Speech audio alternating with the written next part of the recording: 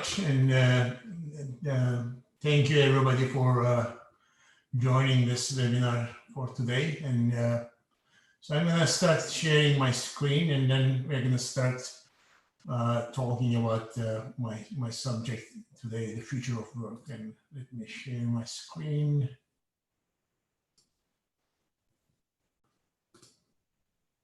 Okay. Now, I'm going to keep that kind of the screen view and instead of the full screen, and it's better in with Zoom instead of having full screen for technical reasons. I was told that I have roughly 30-35 minutes time, and then so I have 47 slides, and so that's why I'm going to spend less time, and maybe I'm going to skip a couple of slides. And then if you see the title of this presentation, Future of Work, and then if you Google this, the keyword, the future of work, you're going to see the big and well-known think tanks and organizations have several publications about with the same title. So I'm going to start with this famous quote, and then that's in 1930, and Keynes stated this, and we are being afflicted with a new disease, of which some readers may not have heard the name, but of which they will hear a great deal in the years to come, namely technological unemployment. And I'm going to talk a little bit about this, and then I'm going to lay down the structure of the presentation, and then we are going to proceed. And in addition to this, and I guess this presentation is going to be available, but I put the links over here. Bill Gates, you can also Google it if you want, has in 2017 is kind of interview, and it says this is a big issue, it's in technological unemployment, and that's why he suggests that we should start taxing robots, and that's the title of his YouTube interview. And then the other one is over here in, again, 2017, experiment with universal basic income. The idea here, the very structural shift, it's very rapid right now, is causing some adaptation problems in labor markets. So that's why is arguing in there that's the perfect justification for basic income. Okay, so what we have is just if you look at the slide, I'm going to discuss before COVID-19 and after COVID-19, and then the whole presentation is divided by in these two sections.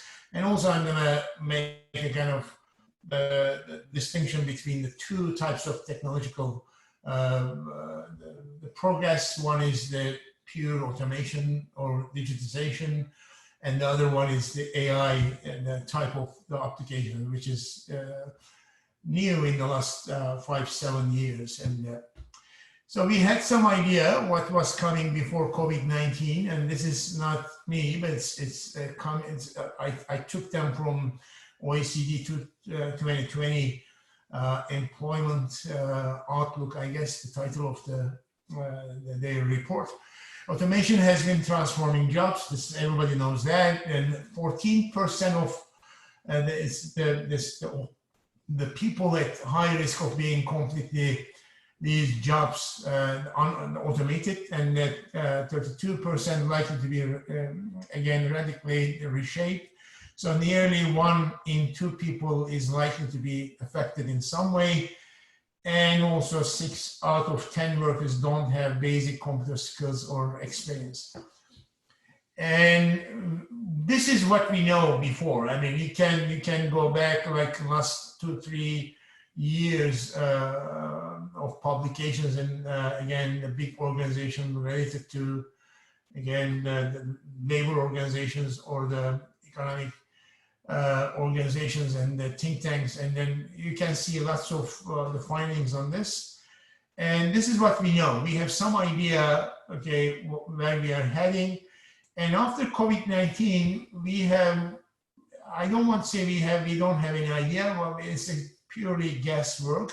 So that's why I would say we don't know what the future of work is going to look like after COVID-19. And recent data shows that we have jumped almost 5 years forward in consumer and business digital adoption in a matter of around 8 weeks. And AI is different than automation. That's the whole, actually, the idea in this presentation.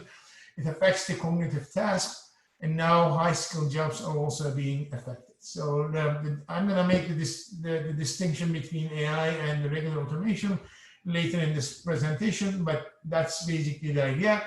And the other important point, the COVID-19 is the worst crisis in the modern history. So it's unfolding right now. It's not done yet. And so that's why I'm going to put these two things together, and I'm going to make a kind of the different aspect of future of work. I mean, the first thing that we have COVID-19, the second, AI is different than other technological developments. Okay. And what's the disruption? In less than 2 months, and COVID-19 has created arguably the world's largest collective shift in social activity and working practices.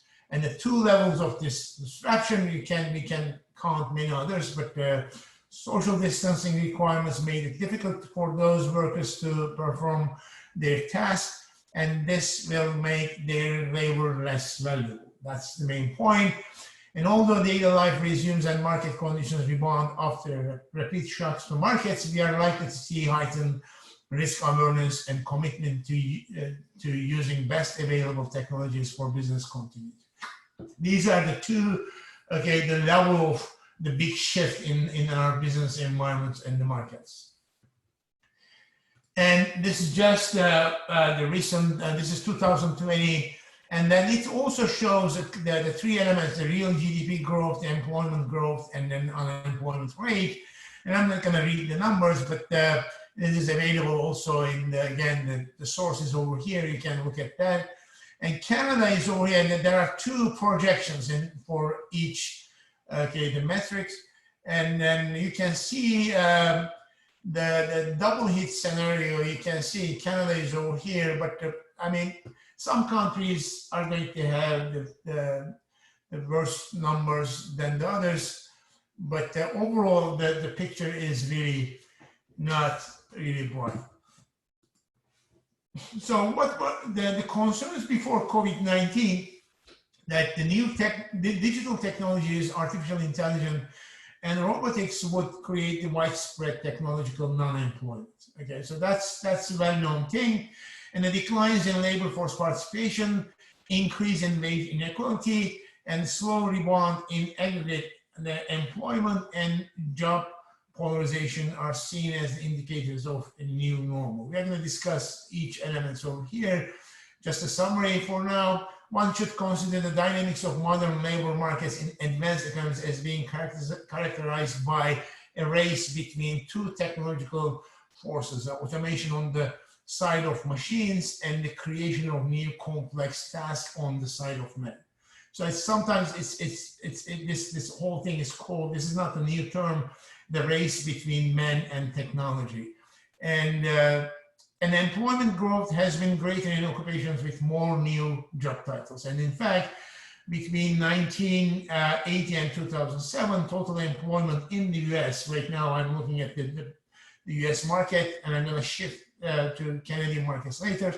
Okay, the US employment grew roughly 17–18%. About half of this growth is explained by the additional employment growth in occupations with new job titles. So that means we didn't know, okay, or we didn't have any idea about these occupations, okay, at the start of the 1980s. So these are important, the points in a sense that as the economy grows, or that it has a kind of structural shifts in industries and occupations, usually we say that we don't even know which part of the occupations or which occupations are going to disappear and what are the new occupations that are going to be available in the job markets.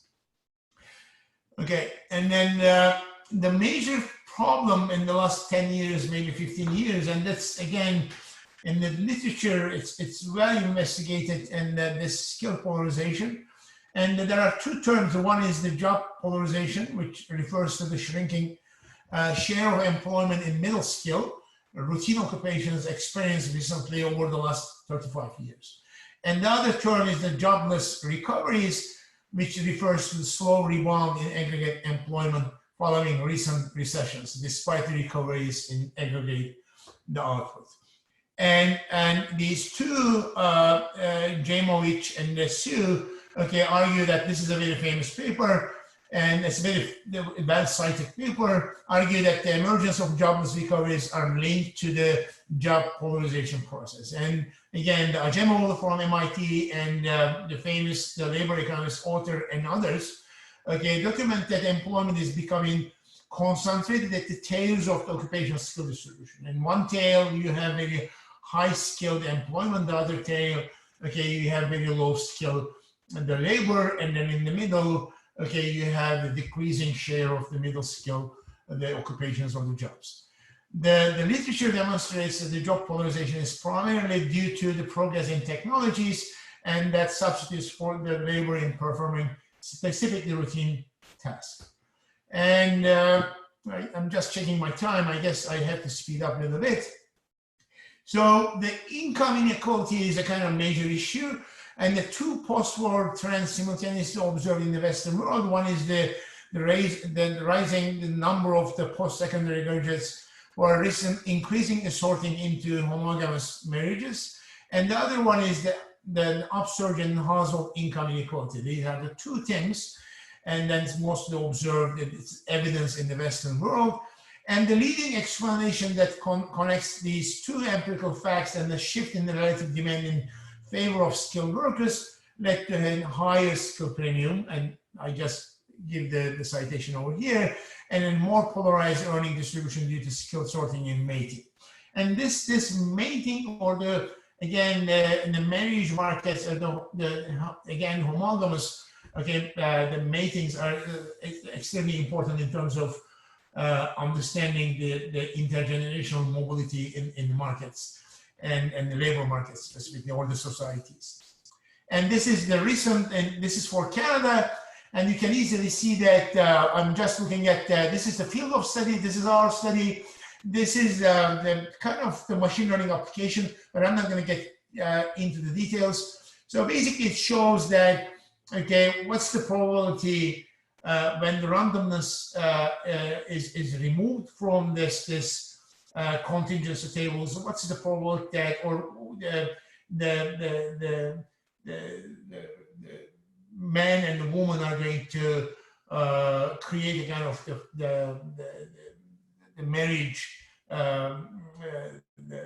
or they're together based on the field of study. So this has been done based on other features like the religion, like the educational level. This is the first time for Canada. And then it shows that you can easily see that. So I mean, you can see the wife's major and the husband's majors. You can see that it's very homogamous marriages. So that means the high skilled people are getting together in marriage environments. And that's why it's creating a kind of skill polarization for the future generations. And we are moving on. And the question is, what's the connection between recession and automation? The transition to automation may appear to be steady in the long-term trend, but the disappearance of per capita employment in the routine occupations associated with the job polarization is not simply the gradual phenomenon. And the loss is concentrated in economic downturns, specifically in the 88% of the job loss in these occupations since mid-1980s occurred again within the 1 year period window of NBR related recessions.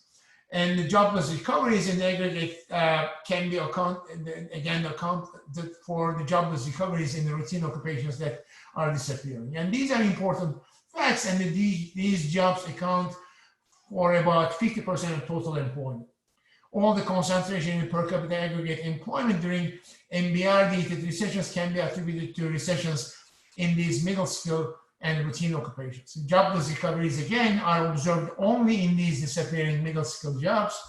And the high and low skill occupations to which employment is polarizing either do not experience contractions, or if they do, rebound soon after the turning point in aggregate output. And these are important again, hence the jobless recoveries can be traced to the disappearance of routine occupations and recessions. And these are really fundamental ideas because that shows how the occupational shifts or the employment and unemployment dynamics are going to be related to the recessions or the economic downturns. And this is really important. And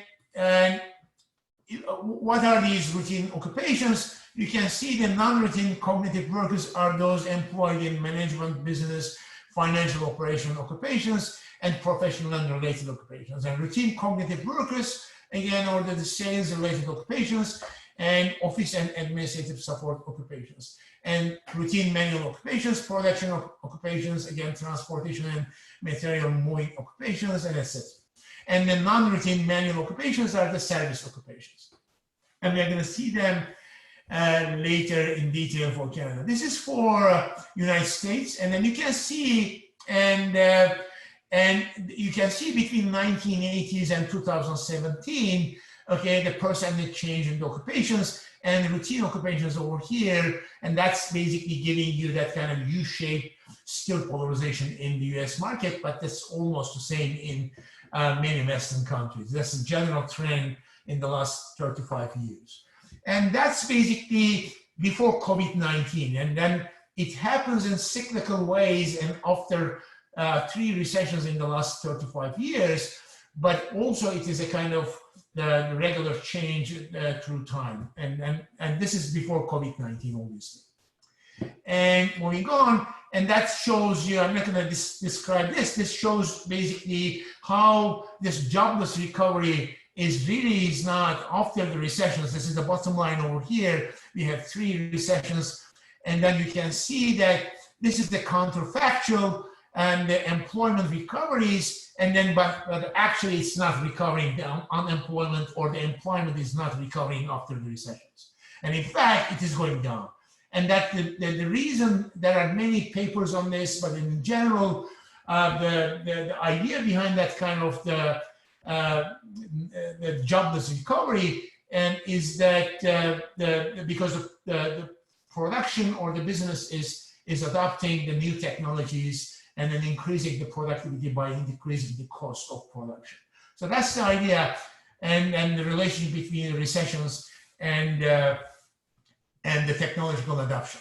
And consensus before COVID-19, and 3 key mega trends affecting the labor markets today: the technological progress and the digital transformation. This is one we are going to discuss today. Globalization is the other one, and the demographic change is the other one. We are not going to talk the globalization and the demographic changes, but we're going to look at this technological progress and after COVID-19 specifically. Okay, I'm not going to read all of these, but so the idea here, the sharp decline of overall employment seem unlikely. This is, nobody's expecting this. This is COVID, before COVID-19. Okay, and while certain jobs and tasks are disappearing, others are emerging. Overall employment has been growing. There are growing concerns about the quality of jobs, and that's a major concern. Skill and wage polarization problems are well documented facts, and these are still the problems, and we know. And job losses are concentrated among certain groups of workers. As I said, the routine jobs are disappearing, the middle skill jobs or the occupations are disappearing in some regions, and some workers have suffered disproportionately from poorer job quality than others. The adverse effects on the labor market associated with these deep and rapid structural changes are not inevitable, and policy can and should play an important role in shaping the future of work. And this is before COVID-19, okay?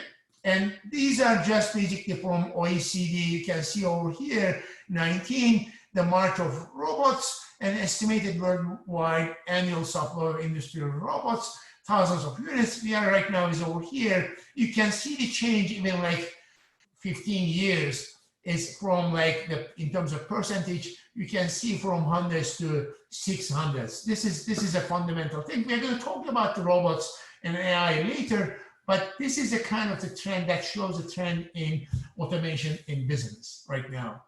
And you can see in Canada, the jobs at risk in automation in OECD countries, that's the average over here. There's the dark blue and the light blue over here. You can see, okay, it's a high risk automation and the risk of significant change, but it's basically this is a risk. And Canada is over here, almost 40% of the jobs, okay, are at risk right now in Canada. And you can see it's increasing.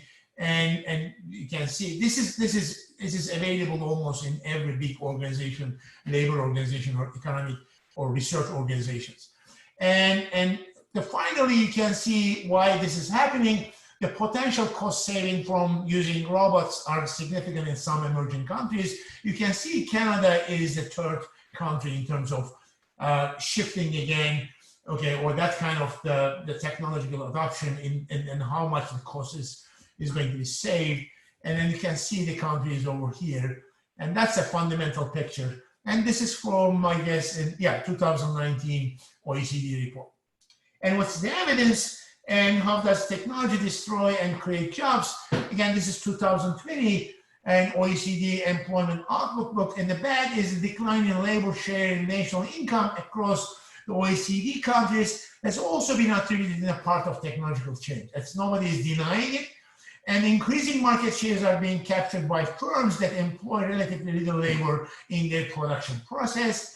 In fields like manufacturing, where a relatively large share of routine jobs are prone to automation, many workers have seen their jobs change radically or disappear altogether. And the good thing, though, in addition to all this, seeing all these changes, despite the strengthening effect of technological progress, employment in OECD countries, okay, that has historically increased on average.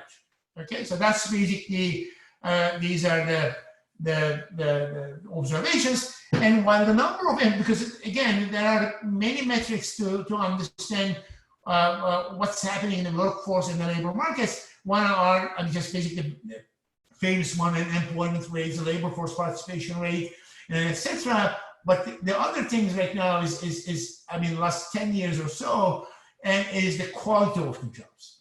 And while the number of employed workers may not have fallen, an increasing number of them would be underemployed. That's a new term relatively, as usually cyclical employment is related to underemployment, but we call this how the jobs are related to the people's trained education. So basically it's called the field of study occupational relatedness, and this is from our paper from Dr. Dar and myself for Canada. This is the first paper for Canada. It shows, I'm not going to give you the numbers, but you can easily see that's the between 0.2 and 0 means this is the normalized relatedness index, how the workers that the training is related to what they are actually doing in their any given occupation.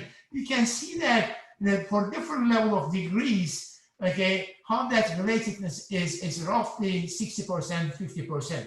And this is for Canada for 2006. And then we can do this for the recent,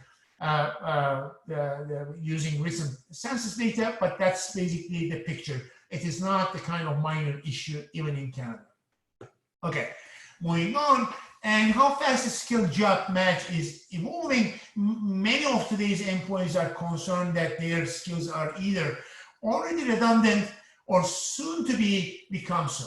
Okay, that's basically what we have. And then I put over here, this is from the one of the surveys. Overall, 29% of the employees believe that their skill set is redundant now and will be in the next 1 or 2 years period. That's really kind of, that shows it is not just the number of employed people or unemployed people, it's also, okay, how the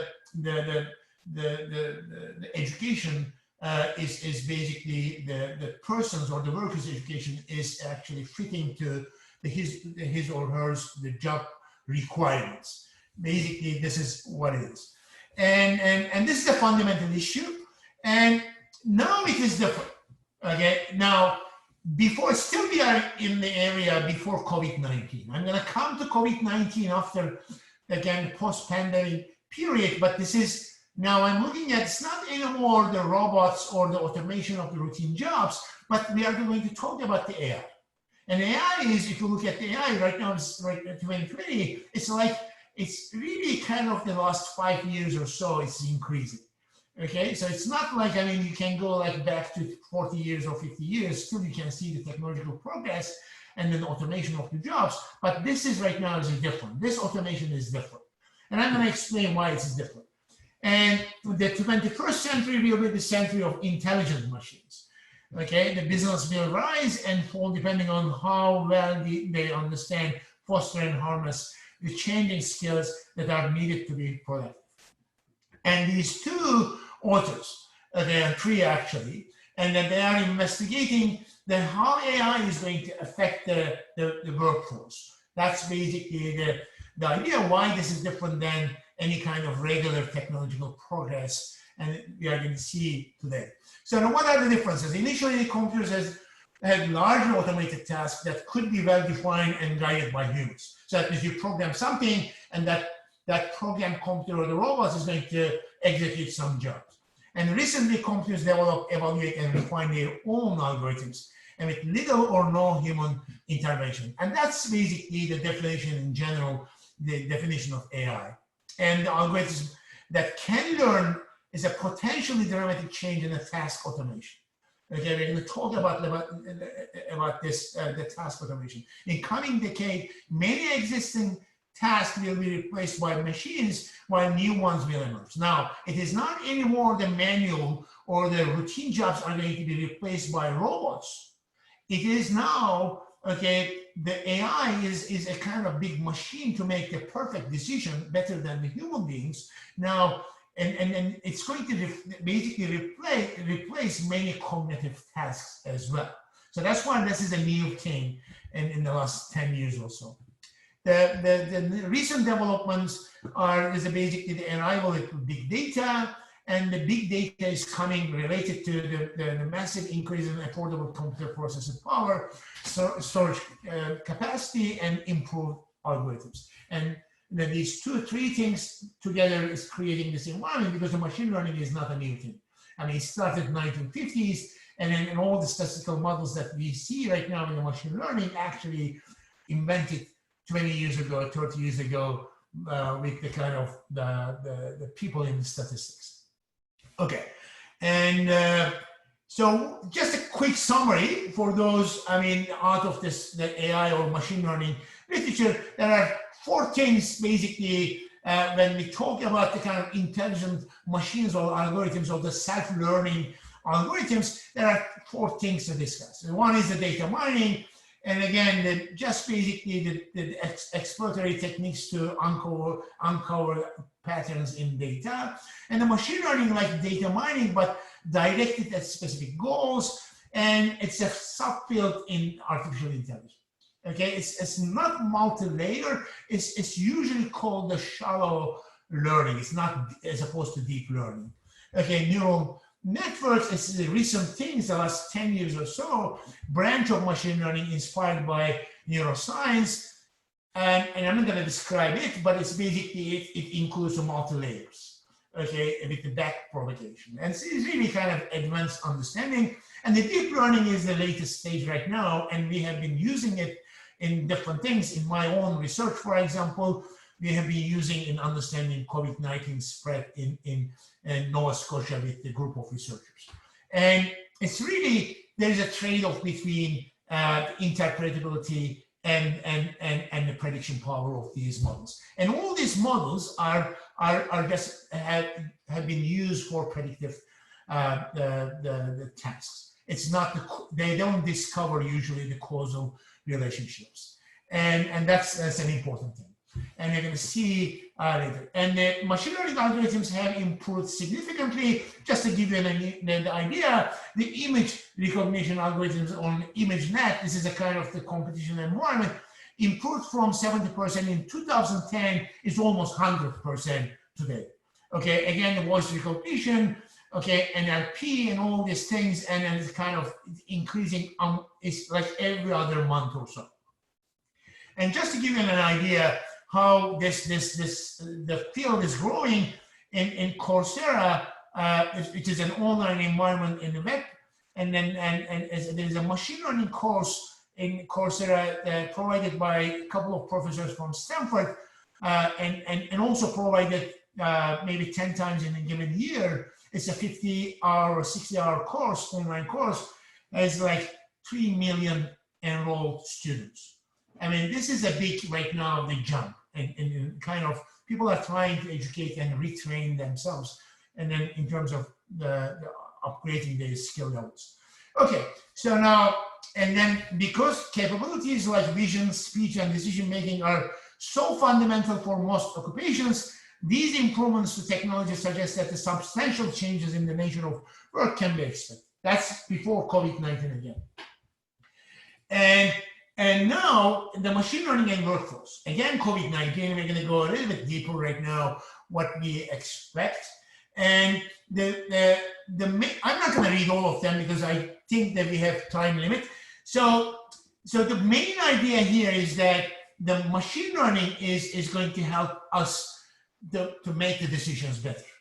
And decisions are the fundamental part of the business. And so that's why it is not anymore replacing the routine jobs. It's going to help us in the cognitive tasks. So it's if you look at all the occupations, it's not going to affect only specific occupations, but it's going to affect all the occupations. So that's why, although part of many jobs may be suitable for machine learning, other tasks within these same jobs do not fit the criteria for machine learning very well. Hence, effect on employment are more complex than the simple replacement and substitution or complement story emphasized by some. So that means before, robots are coming and replacing the worker over here in that specific task, it is not anymore something like this. In anywhere in the kind of the spectrum of occupation or the list of tasks, if there is any decision-making process, and that process is going to be affected by the AI. And we don't know, okay, which occupation is going to be affected more and which occupation is going to be affected less. It is not any more simple substitution or the complement stories. Robots are going to come and this job is going to be replaced by the robots. It was before, but with the machine learning or the AI type of technology is going to be different. Okay, and what we have here, while existing machine learning technologies are not able to automate all the tasks that comprise any of the occupations, and they are sufficiently advanced to do at least some tasks in almost every job. That's the most important message. This suggests substantial redesign of work and significant reskilling. And that's the fundamental, again, the idea, and this is different than what we had before in the last 35 years, 40 years. People in lower wage jobs will be disproportionately affected, as will those in retailing and transportation industries. And people in small cities or smaller cities are more likely to be affected than larger ones. And firms have a large incentive to invest in creating and updating the skill set needed to take advantage of emerging IT, most recently machine learning, as these technologies become increasingly pervasive. Okay, so we are going to delve a little bit deeper. As of 2016, IT-related investment amounts to about 40% value of installed property, actual physical capital investment. It's the huge, okay, the portion of the investment is the IT investment right now. Magnitude and the scope of the reskilling and business process redesign needed to put machine learning breakthroughs into practice means that it will require years, if not decades, before the full effect are felt. So it was before COVID-19. Making predictions about the impact of machine learning or in general AI on labor demand is challenging because any given occupation most often performs a wide variety of tasks. Inevitably, and some of those tasks are more suitable for machine learning than others. That's basically before, again, COVID-19. So the exposure to machine learning does not necessarily mean that the human labor will be replaced or even reduced in that occupation. So in addition to substitution, Okay, so we have actually 5 factors: the complement labor, and increase the demand for that specific product, and reducing the cost, and etc. I'm not going to read this slide, but it's basically that explain why the effect of machine learning or AI is going to be complex in affecting the workforce or the labor markets. And now we are going to talk about a little bit the suitability of occupations to machine learning. And again, 2 authors, okay, and multiple authors again, but the papers on this, and they build, refine, and extend the rubric that seeks to identify the tasks in the economy which have the greatest suitability for machine learning or in general AI. The rubric consists of, I'm not going to explain the rubric, but what they have is a kind of index from 1 to 5. And they basically rank all the occupations, okay, from 1 to 5, and then see which occupations are going to be affected more, okay, by the developments in AI. So that's the idea. Okay, so you can see right now, this is you can see, okay, the distribution of the number of tasks or the jobs or the activity, and these are defined by the difference between job, task, and activity are defined by the ONET. It's called the specific environment for defining the occupational distribution of the jobs and other things in the US. It's a well-known database, but I'm not going to describe that database. But basically, it says that it is a kind of the normal distribution. There are some, okay, the lower tails and upper tails, and the tasks are actually in the medium of this score. So that means almost every score is going to be affected, and some again, the tasks are not going to be affected so much. Some tasks are going to be affected, okay, too high, but most occupations are going to be, or the tasks are going to be affected almost the same way. Okay, so now, and then what we have over here, what they describe an overall task-related occupational level, the index or the score. Okay, if machine learning could do all the tasks in a particular occupation, there would be little need or opportunity to reorganize the task in that job. It would be fully automated otherwise. The fact that most occupations fall between the extreme scores again, and the likelihood that the machine learning will drive reorganization and re-engineering how tasks are bundled and assigned into occupations. And that's the important part. And that's basically the idea here. I like that, okay, the whole finding highlights that the reorganization of work, not automation or substitution, is the labor demand force with the greatest economic potential for machine learning. Okay, so you can see right now that's basically the simple regression line, but it says one important thing: as the score goes up, okay, the wage is going down. Okay, in that occupation, that kind of mean wage percentile, but it's just in general, it says occupational impact on machine learning will be shared across many different types of labor, but it will also be uneven. So some occupations and therefore industries and regions as well are more exposed to machine learning than others. Okay, this figure shows that the lower wage occupations have relatively higher suitability for the machine learning. So that's very important. So that means even all the occupations and the tasks are going to be affected by the different degree with the machine learning adoption, but some occupations are going to be affected more, and these occupations usually the low-end occupations in terms of wage distribution. So this is basically their finding, and they group there. This is the industry, not the occupation. They say which industry is going to be affected most by the adoption of the artificial intelligence and machine learning type of applications. I'm not going to read all of them, but educational services less. But you can see over here, retail trade, the retail, again, the transport. This is for US, but it's almost the same for Western countries. Okay, so you can see the distribution of the industries, which industry is going to be affected most, the AI adoption.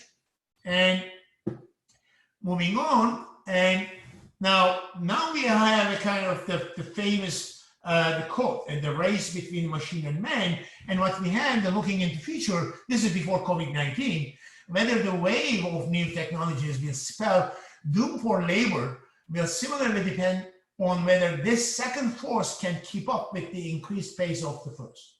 Okay, as long as the rate of automation of jobs by machines and creation of new complex tasks for workers are balanced, okay, there will be no major labor market decline. The nature of new technology and its impact on future innovation potential has important implication of labor stability. But this is again pacing out that kind of the race. So if the education or reskilling is going to, again, is going to pace with that kind of the adoption, then it's going to be not a big the unemployment problem, but that's basically the fundamental condition for this to happen. Okay, and with now COVID-19, we have, I guess, 10 more slides and I'm gonna stop there. Okay, with COVID-19 and the tectonic shift occurred this spring with the push the clock forward on widespread digital transformation that might otherwise have taken years to over. And that's the fundamental message of my presentation, actually. Everybody's asking right now, okay, it has been happening in the past. Okay, it was a concern before. And what's going to happen? How COVID-19 is going to change that kind of pace of adoption? Because I showed you before, it is not the kind of the regular steady pace of that kind of replacement of the manual labor with the technology. It was always a kind of after the recessions is a kind of cyclical behavior of that is kind of accelerating the replacement of this or the substitution effect after the recession. So that's why this is the biggest recession in our modern history. So that's basically the question, how this is going to change. Okay, again, adoption and diffusion of technologies often take years to decade, okay, because of the need for changes in the production process, organizational design and business models, and etc. However, the robots and infiltration of the workforce doesn't, again, happen at steady gradual pace. Instead, automation happens in bursts and concentrated, especially in the bad times. So that's a very important thing. So even as robots replace working during boom times, their influence surges during the recessions. Okay, so these are not kind of, these are well-known the kind of the findings in the literature and supported by the evidence.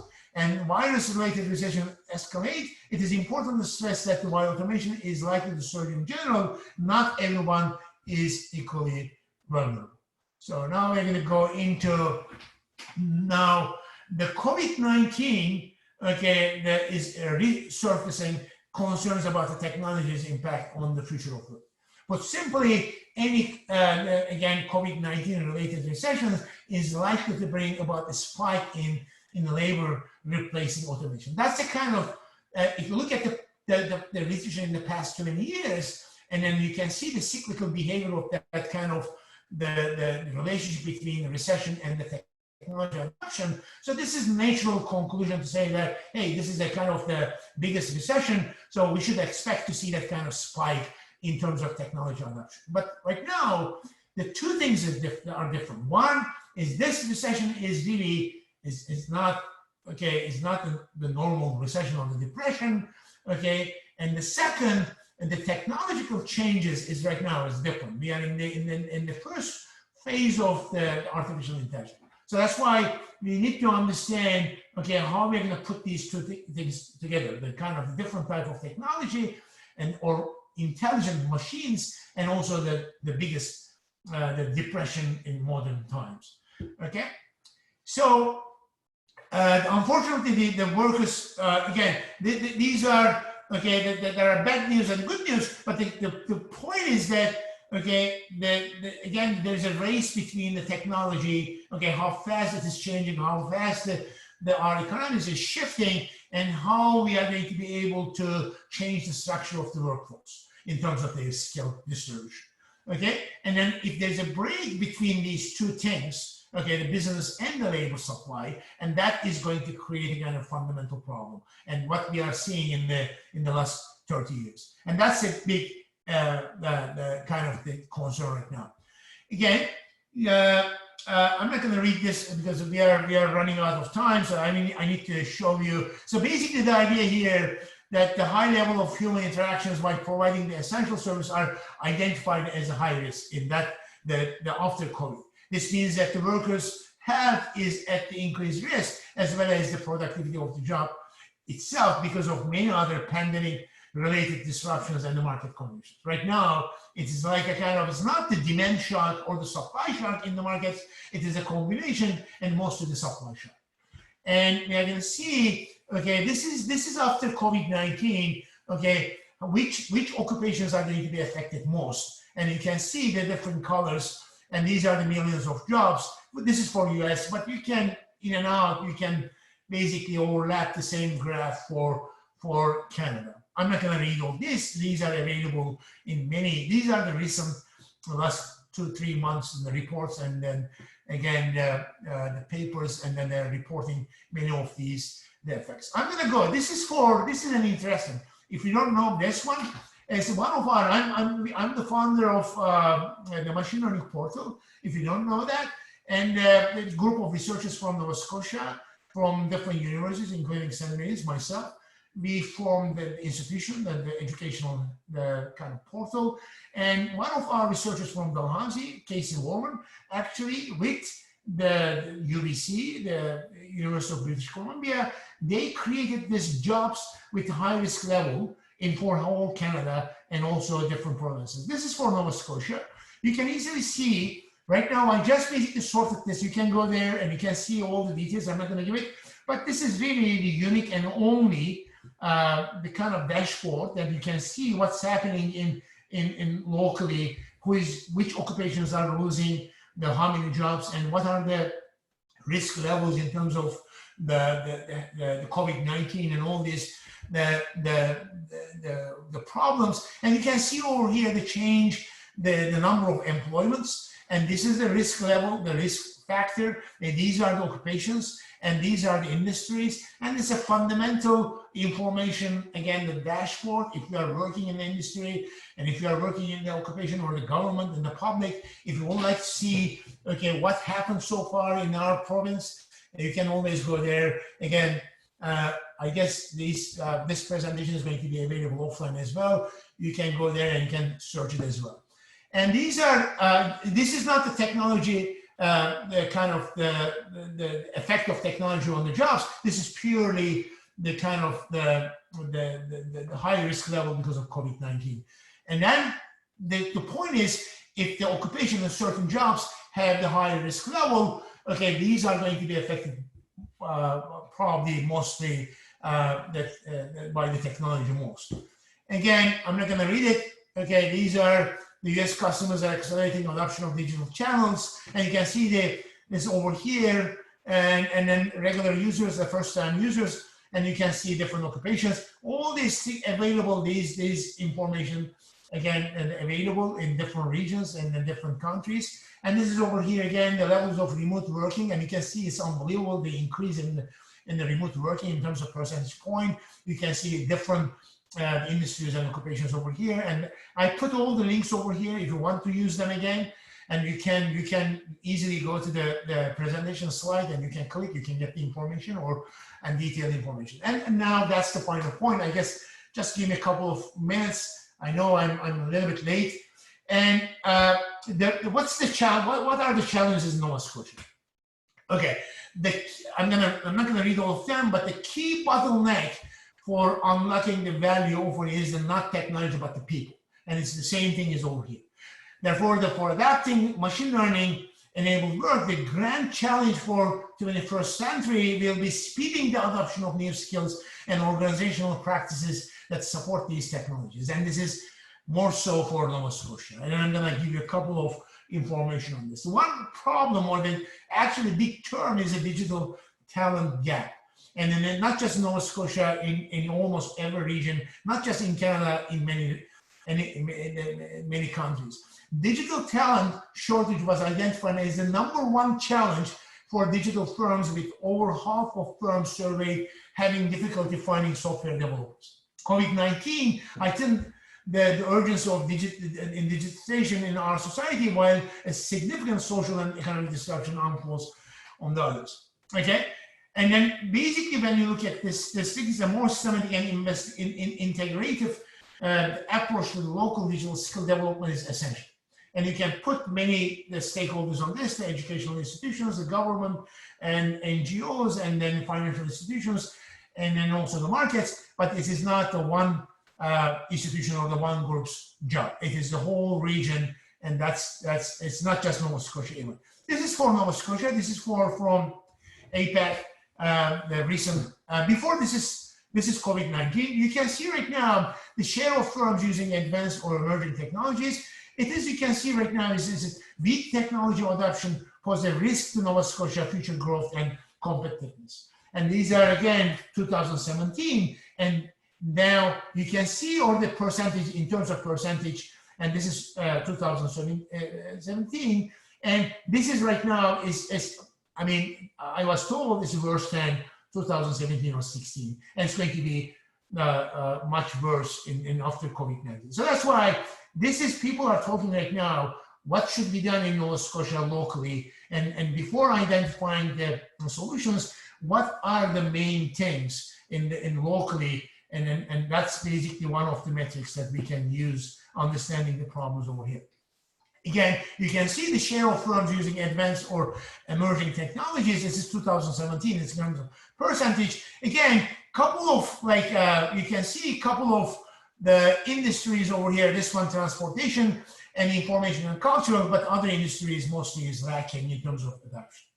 Okay, so now, and then nearly 60% of digital talent are even investing their own time and again, Atlantic digital technology firms report average 11% of employees were recent immigrants. So now, what I'm trying to tell here is just basically, there are two things. Resecuring is a kind of issue, not just in Nova Scotia, and this is more so after COVID-19. Second, okay, the issue of how the immigrants are going to fit into this picture is another issue.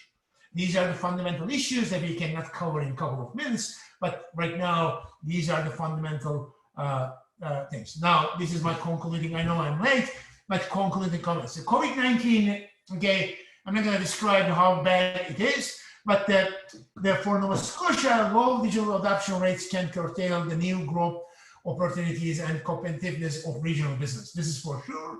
Okay, in large part, the low adoption rates can be traced to the need for more digital talent. 6 out of 10 workers has no computer skills. And we have other problems also. The rural regions have no internet connections and other issues. I'm not going to talk about this over here. The accelerated economic transformation rates may bring technological unemployment or high jobless recovery in some occupations when we have higher digital adoption and without skill gap. When digital transformation is low, okay, perhaps due to lack of upskilling in the workforce, small economic regions may face declining competitive advantage, okay, with lower market shares and again, leading to technological unemployment. AI is a small part of digital adoption and requires larger company sizes, and that's another problem. Okay, and intelligent technologies might bring unfair, imperfect competition in many local markets. That's another thing. So big companies are going to be able to adopt these intelligent technologies, while the small companies are not going to be able to have that kind of handle that kind of new developments. We need to promote, enable, and facilitate the development of digital skills broadly within all segments and layers of Nova Scotia education ecosystem. I know I'm late, but I'm going to stop over here. Hopefully it wasn't so bad, but I'm gonna stop sharing, I guess. Okay. Yeah. Sorry about that. No problem at all. So okay. We will start our question and answer period. Just to reiterate, for those who joined us late, you can submit your questions using the chat function on the side. Please select my name to send them privately. So we will start with our first question here. What are your thoughts on the impact of machine learning on the rising income inequality across the globe? If the adoption of automation increases in the post-COVID era, do you think we will also see a spike in income inequality after COVID-19? Well, it's just a quick, I mean, the AI is going to require the higher digital talent. And then if the labor supply is low and some jobs that are fitting in that the definition is going to be highly rewarded in labor markets. So that's why you are going to see that some jobs, some occupations are going to be higher wage distribution. And then also you're going to see that some manual jobs and some disappearing tasks, or the occupations are going to create kind of lower end of this, the increasing the higher share of the lower end of the wage distribution. And that's basically everybody is concerned right now in the world. And that's skill polarization and job polarization in terms of the wage distribution is going to accelerate. That's what it is expected. And it's so for Nova Scotia as well. Wonderful. We will jump into our next question here.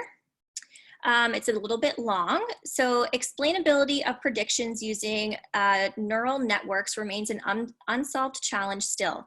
Considering the fact that industries are still struggling to come up with financial and operational frameworks to develop and justify ROI specific to AI, while explainability is still not ready and these technologies are constantly evolving, how should labor market factor in this volatile situation, especially while investing in skills? Yeah, that's a big problem. It's a good question. It's a big problem in AI. AI is pure predictive, and it doesn't explain very well what are these predictors are. But if in many jobs, and then if there are some tasks and the jobs that they don't require the explanation what affecting the prediction itself, and or identifying the predictors, and just purely operating on the based on the better prediction performance. So these jobs are going to be affected heavily. My understanding right now, we are working on this as well. This is COVID-19 is investigated by neural net and the deep learning. And deep learning, one of the flaws in deep learning, interpretability is very low. And but this is a developing literature right now. And even in our research, we know that there are ways that you can explain this. It's called the black box of this prediction machines. And there are ways that's developing right now. I believe that in coming years, the literature and the industry in AI is going to be able to handle that kind of interpretability problem of the AI. Yes. Wonderful. And we'll wrap up with one final question here. Why would the digital adoption be different in the post-pandemic period? Yeah, so the two reasons, any type of technological adoption is basically is cyclical, okay, and before COVID-19 or after COVID-19, and it's just basically when you have the recession or the depression, the companies are restructuring and reskilling all the production process and trying to reduce the cost and increasing their productivity. And so that's why in every recession, we see that as cyclical, the adoption is accelerating. And COVID-19 is the largest and the worst the economic downturn in modern history. So that's why the acceleration of that adoption is going to be high. And that's one the reason that's going to be different after COVID-19. The second is now the technology is not anymore replacing the routine jobs. It's not like you program the technology and then they execute the one task and replace the one task. So these technologies are predictive technologies, and prediction is one of the fundamental issues in business. So, and they are self-learning algorithms. And so that's why it's not that kind of the regular, the technology in the last, I don't know, even after the Industrial Revolution. Right now, the technology, the AI technology is different in a sense that it is an intelligence. So that means it may even replace the cognitive task as well. So that's basically the whole spectrum of tasks are going to be affected, not only routine occupations. Wonderful. So that is all the time that we have for today. Thank you, Dr. Aydede, for sharing your expertise with us. I thank you all for joining us today, and I hope that you found the presentation interesting and impactful for your communities. Next up in our webinar series, we will be hosting a webinar with Dr. Ashraf Alzaman titled Retirement Savings in the COVID-19 Pandemic. This is taking place on Wednesday, August 19th, and registration is on the network website under the upcoming events tab. Please visit the Sobey School Prosperity Network.com and sign up for our newsletter email list. It's the easiest way to get the latest advice from our experts. Finally, if you have any further questions for Dr. Aydede about the topic presented today, please contact us through the contact page. I hope you all have a terrific day and thank you for joining us. Thank you.